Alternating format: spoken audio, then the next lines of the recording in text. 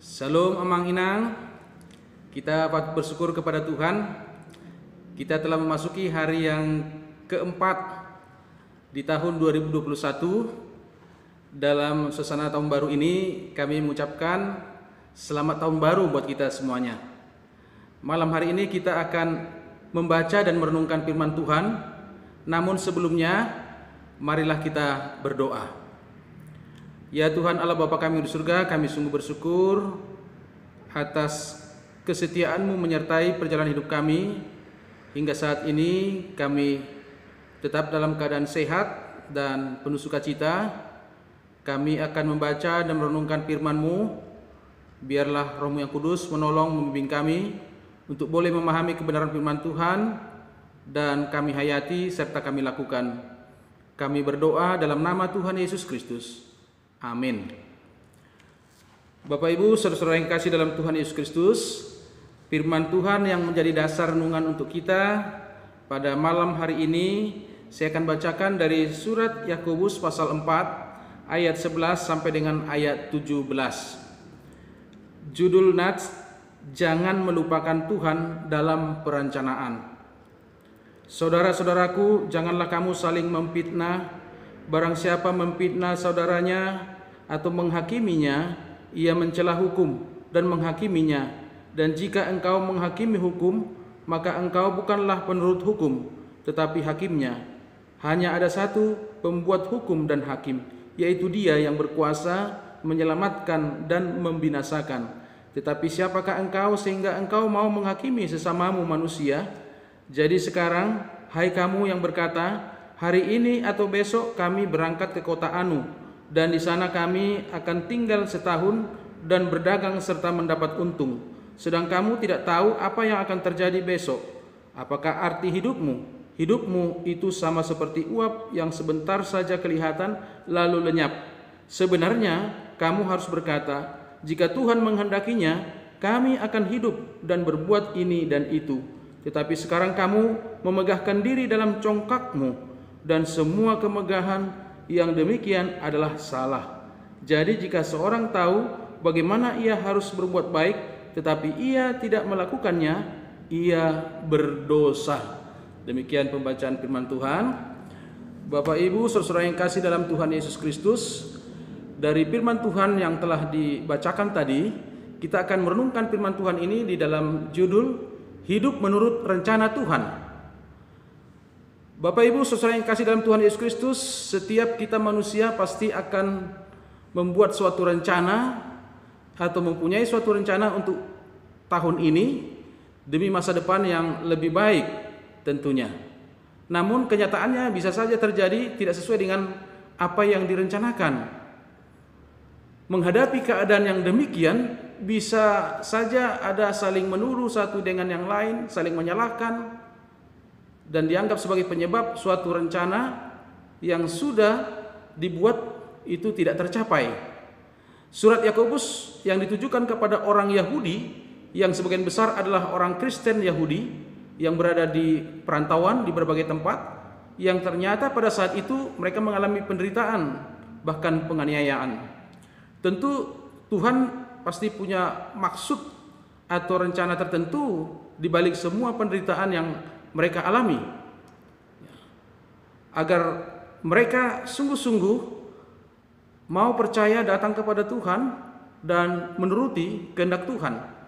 Seringkali terjadi dalam hati dan pikiran manusia bahwa hanya kehendaknya sendiri atau rencananya sendirilah yang terbaik, tanpa menyadari bahwa Tuhan mempunyai rencana yang terindah, yang terbaik bagi hidupnya. Dan rencana Tuhan itu tidak sama dengan rencana manusia, sebagaimana firman Tuhan berkata dalam Yesaya 55 ayat 8 sampai 9, sebab rancanganku bukanlah rancanganmu dan jalanmu bukanlah jalanku, demikianlah firman Tuhan. Seperti tingginya langit dari bumi, demikian tingginya jalanku dari jalanmu dan rancanganku dari rancanganmu. Bagaimanakah sikap hidup menurut rencana Tuhan? Dari nats ini ada 3 pokok renungan yang perlu kita perhatikan tentang sikap hidup menurut rencana Tuhan. Yaitu yang pertama, jangan kamu saling memfitnah atau saling menghakimi. Itu tertulis dalam ayat 11 sampai 12, dikatakan, saudara-saudaraku, janganlah kamu saling memfitnah. Barang siapa memfitnah saudaranya atau menghakiminya, ia mencela hukum dan menghakiminya, dan seterusnya. Hanya ada satu pembuat hukum dan hakim, yaitu Dia yang berkuasa menyelamatkan dan membinasakan. Siapa itu? Adalah Tuhan Allah, Sang Pencipta langit dan bumi, serta yang telah mengasihi kita di dalam Yesus Kristus. Ada ungkapan, fitnah lebih kejam dari pembunuhan.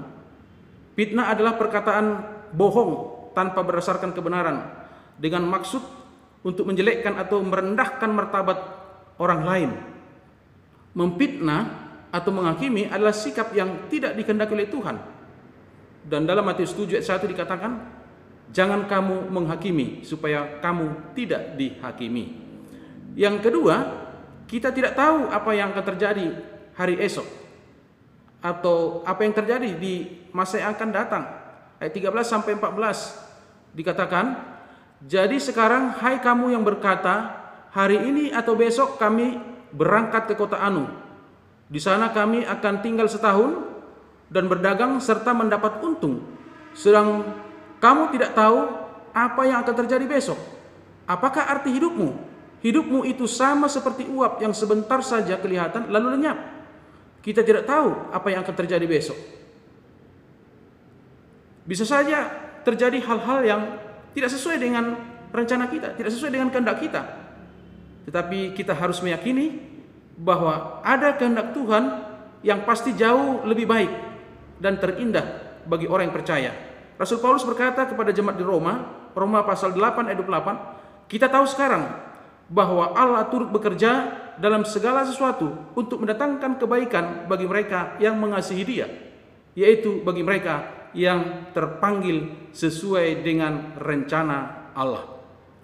Dan yang ketiga, tetap hidup berdasarkan kehendak Tuhan. Ayat 15 sampai 17 dikatakan, sebenarnya kamu harus berkata, jika Tuhan menghendakinya, kami akan hidup berbuat ini dan itu. Tetapi sekarang kamu memegahkan diri dalam congkakmu, dan semua kemegahan yang demikian adalah salah. Jadi jika seorang tahu bagaimana ia harus berbuat baik, tetapi ia tidak melakukannya, ia berdosa. Tuhan menghendaki orang percaya tetap hidup dengan rendah hati dan setia, mau menuruti kehendak Tuhan. Jangan sekali-kali mengabaikan kehendak Tuhan dalam kehidupannya atau kehidupan kita. Kehendak Tuhan kita dapat ketahui melalui firman-Nya. Kehendak Tuhan menuntun kita kepada kebaikan, mengarahkan kita kepada kebaikan dan kebenaran. Dan kehendak Tuhan harus yang lebih utama dalam kehidupan kita. Bapak Ibu saudara yang kasih dalam Tuhan Yesus Kristus, dalam Amsal 19 ayat 21 dikatakan, banyaklah rancangan di hati manusia, tetapi keputusan Tuhanlah yang terlaksana. Dalam kehidupan ini, kita tidak diperkenankan Tuhan hidup dengan kesombongan, keangkuhan, fitnah, menghakimi sesama. Kita harus selalu rendah hati dan mengasihi sesama dengan tulus ikhlas. Kita tidak boleh melupakan Tuhan dalam perencanaan yang kita buat. Kita harus meyakini bahwa rencana Tuhan pasti terbaik bagi kita yang percaya kepadanya. Dalam Yeremia 29 ayat 11 dikatakan, sebab aku ini mengetahui rancangan-rancangan apa yang ada padaku mengenai kamu.